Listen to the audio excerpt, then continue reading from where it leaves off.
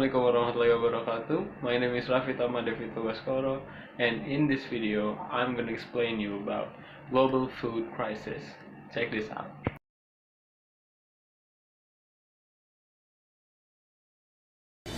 As prices continue to rise on everything from gas to groceries, experts warn food is going to be harder to come by in the months ahead, including here in America.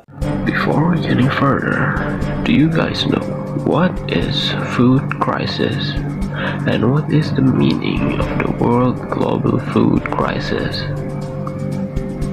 Food crises usually produce widespread scarcity of food in a society.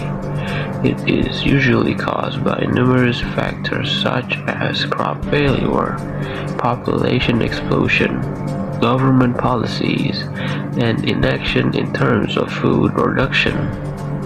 Food crisis usually results in hunger, starvation, and malnutrition in the society. A food crisis occurs when rates of hunger and malnutrition rise sharply at local, national, or global levels. So, what causes food crisis?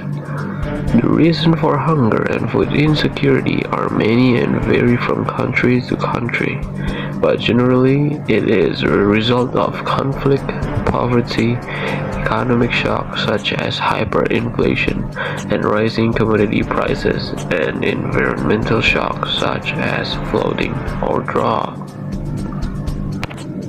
The effects of food crisis is that the result could be malnutrition, mass hunger, and famine in a crisis that could last for years, and increase the chance of a global recession. The World Food Program estimates about 49 million people face emergency levels of hunger. About 811 million go to bed hungry each night. The main reason of the global food crisis is conflict, climate change, the COVID-19 pandemic, and soaring food prices have led to a steep rise in hunger in countries across the world. Then, you might be asking, why is this food crisis important? The problem is actually quite serious. Food insecurity, often rooted in poverty, decreases the ability of countries to develop their agricultural markets and economics. Access to quality, nutritious food is fundamental to human existence. Secure access to food can produce wide-ranging positive impacts, including economic growth and job creation.